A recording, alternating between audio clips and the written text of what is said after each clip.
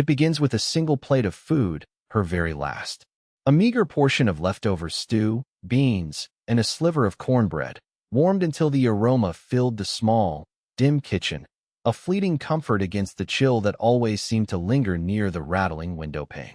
Lena Washington held the plate, the warmth seeping into her palms, a stark contrast to the gnawing emptiness in her own stomach. Before we dive into this story, let us know where you're watching from in the comments below, and if you believe quiet genius always finds a way, hit that like button and subscribe for more. The light from the street lamp outside cast long shadows across the peeling linoleum, illuminating the stack of overdue bills on her small kitchen table, silent, accusing sentinels of her struggle. The refrigerator behind her hummed a hollow tune, its shelves nearly bare save for a half-empty bottle of water and a wilting carrot. This plate was it. Her dinner, and likely her breakfast too.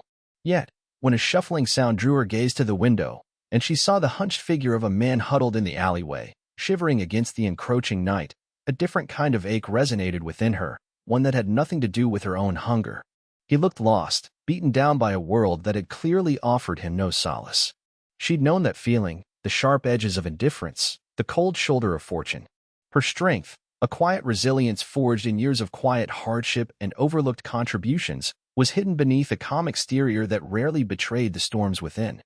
She had always believed, a conviction passed down from her grandmother, that a little kindness could ripple outwards, even if unseen.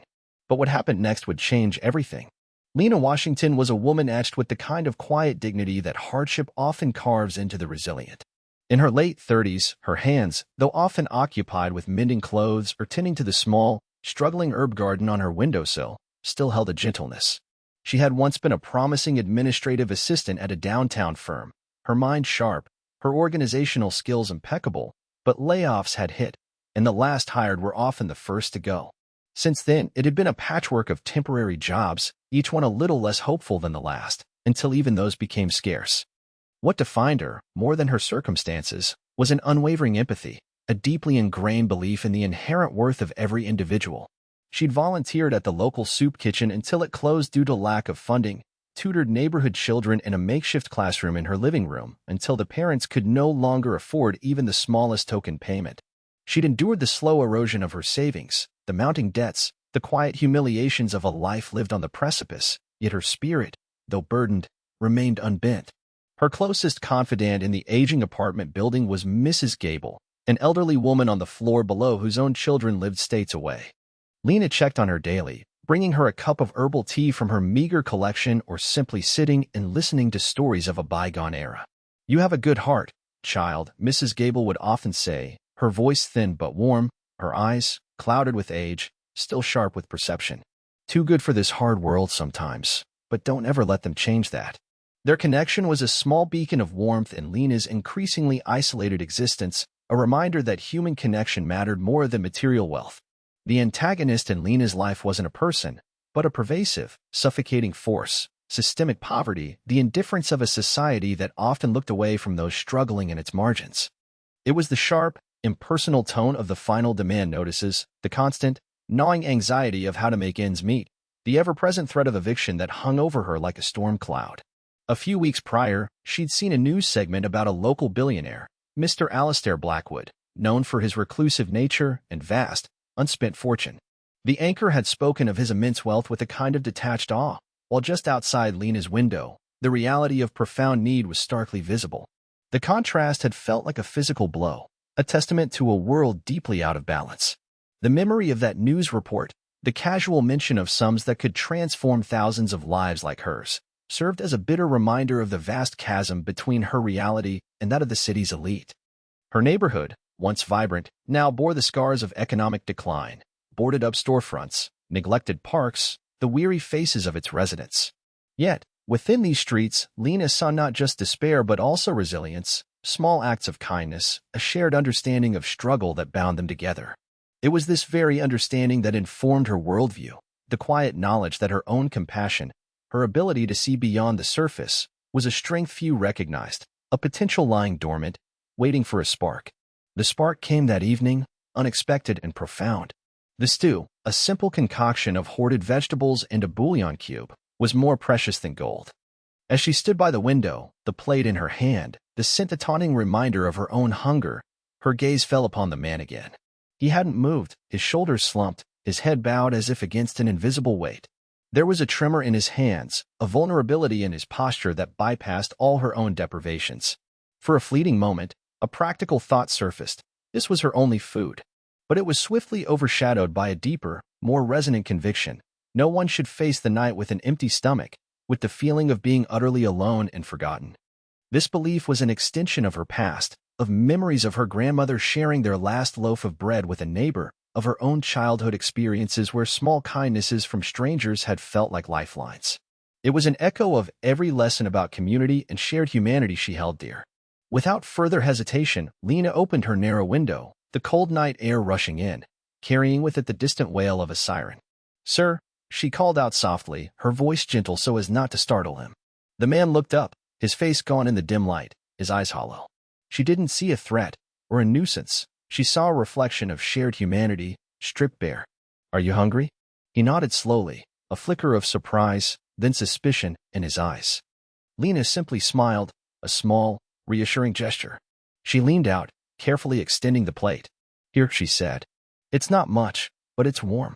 He hesitated for a long moment, his gaze darting from the plate to her face, then back again, as if searching for a catch, a trick. Then, with a visible effort, he reached out and took the plate, his rough, trembling fingers brushing hers. "Thank you," he mumbled, his voice raspy. "God bless you." He retreated into the deeper shadows of the alley, and Lena watched until he was obscured from view. She closed the window, the warmth of the small act settling in her chest, a quiet counterpoint to the returning pangs of hunger. That night, she went to bed with a grumbling belly, the image of the overdue bill seared into her mind, but also with a profound, unshakable peace. The conflict was internal, her body craving sustenance, her spirit strangely nourished. She had made her choice, an almost instinctual act of compassion, and in that, she found a quiet solace. The next morning, the pale light of dawn had barely begun to filter through her thin curtains when a low, unfamiliar hum disturbed the usual quiet of her street. Lena, still groggy, her stomach a hollow drum, pulled herself from her worn sofa bed. She assumed it was early construction, or perhaps a city works truck. But when she peered through a crack in the curtains, her breath caught in her throat. Lining the curb outside her modest apartment building were 3 gleaming black luxury cars, their engines purring, their tinted windows reflecting the pale morning sky like obsidian mirrors. Beside each car stood a man in a dark, impeccably tailored suit, posture erect, gaze fixed forward, looking utterly out of place in her struggling neighborhood. A knot of apprehension tightened in Lena's chest. This couldn't be for her.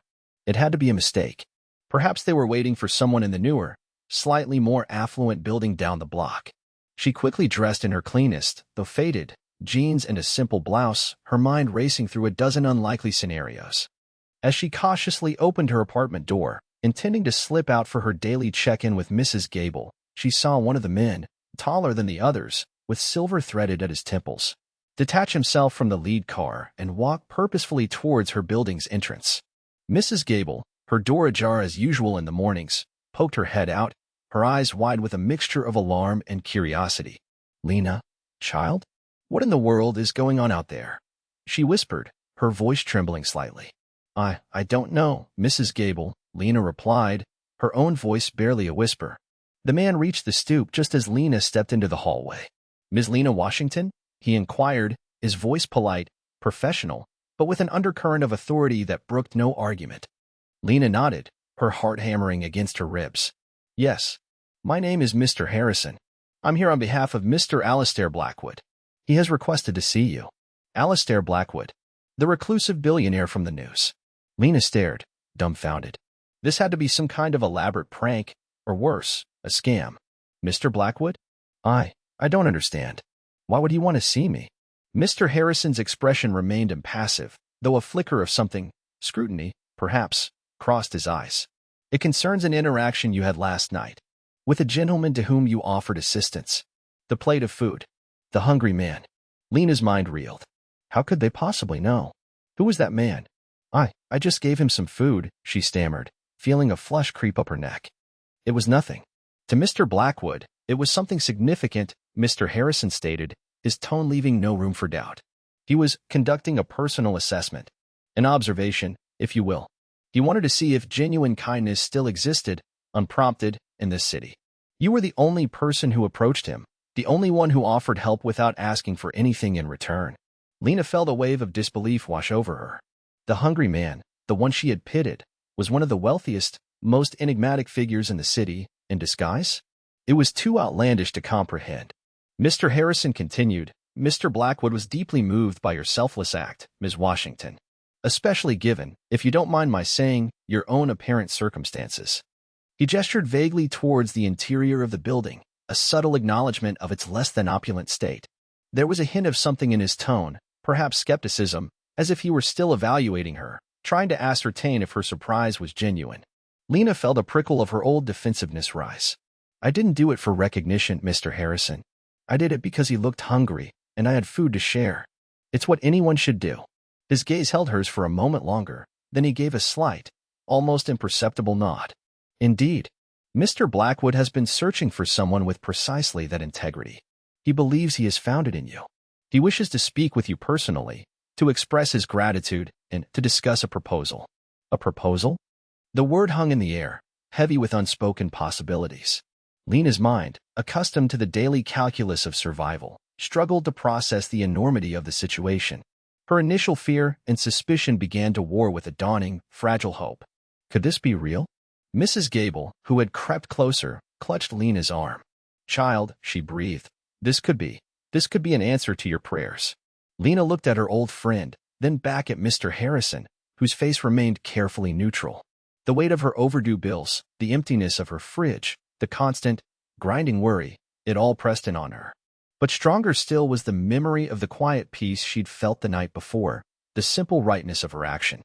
They weren't asking for money. They were offering an opportunity that seemed too vast to comprehend, one born from a single, uncalculated act of kindness. Mr. Harrison explained further, his voice calm and measured, cutting through Lena's bewildered thoughts. The man she had helped, Alistair Blackwood, was indeed the reclusive philanthropist. For years, he had grown increasingly disillusioned with the insincerity and opportunism he encountered among his peers and those seeking his patronage.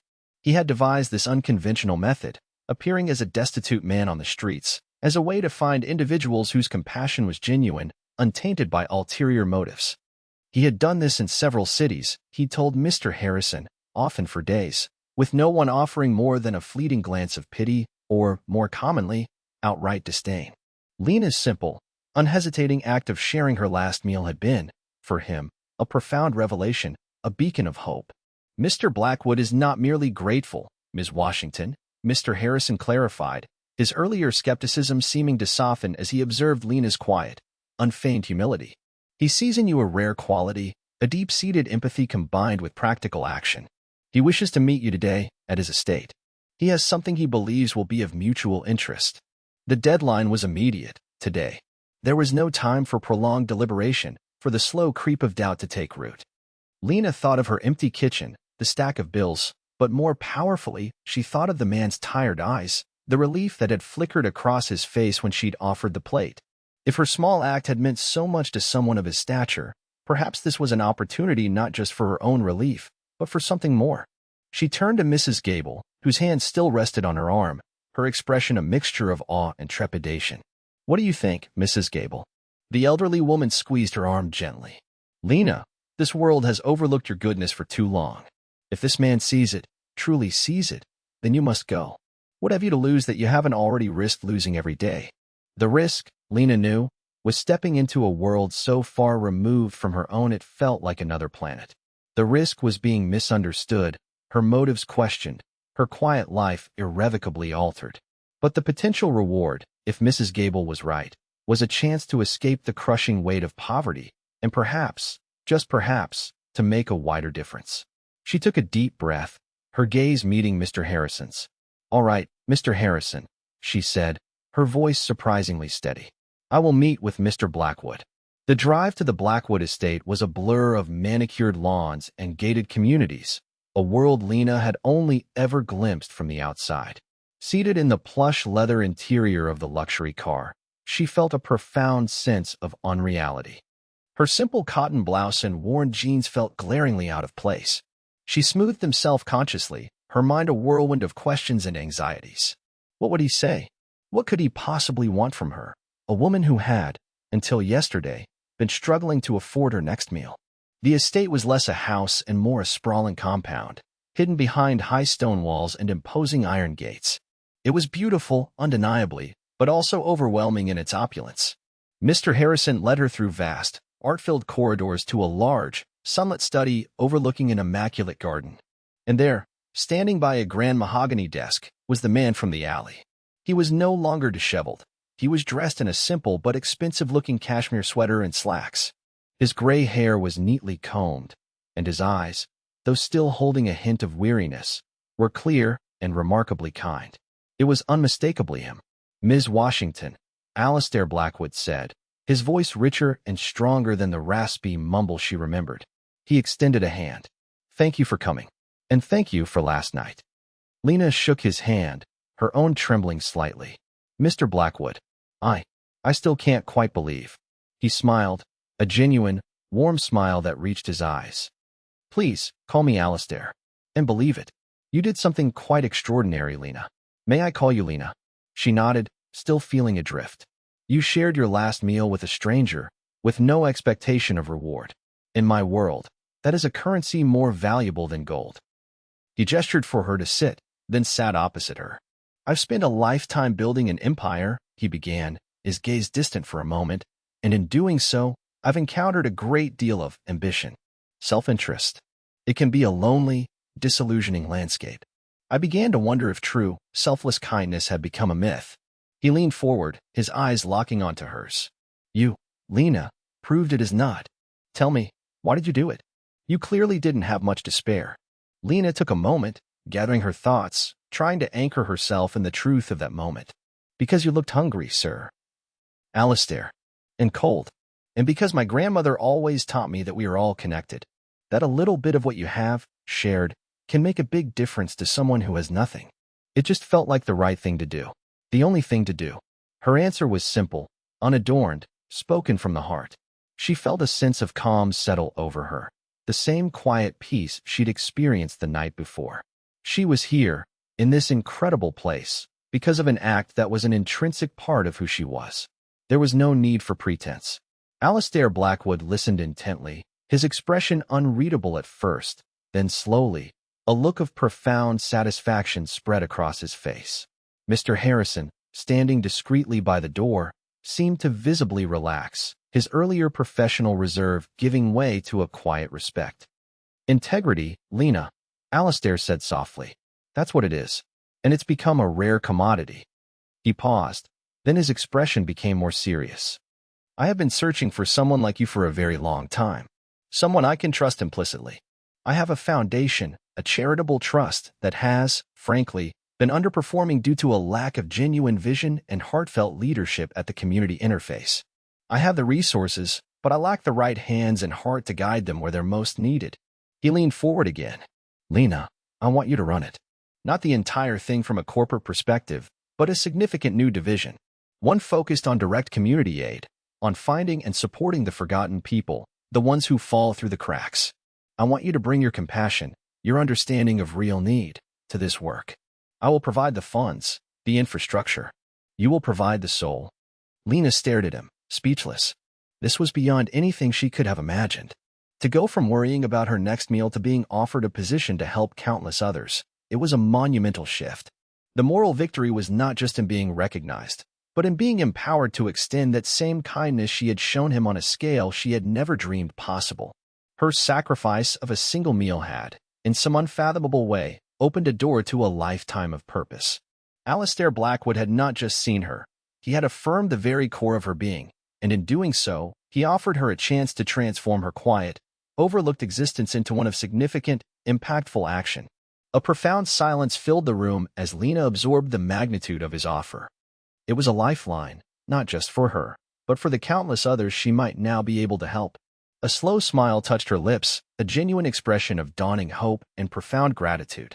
"Yes," she said, her voice clear and steady despite the tremor of emotion within her. "Yes, Alistair, I would be honored." Mr. Blackwood's answering smile was wide and heartfelt. He stood, extending his hand once more. "Welcome aboard, Lena." I have a feeling this is the beginning of something truly remarkable.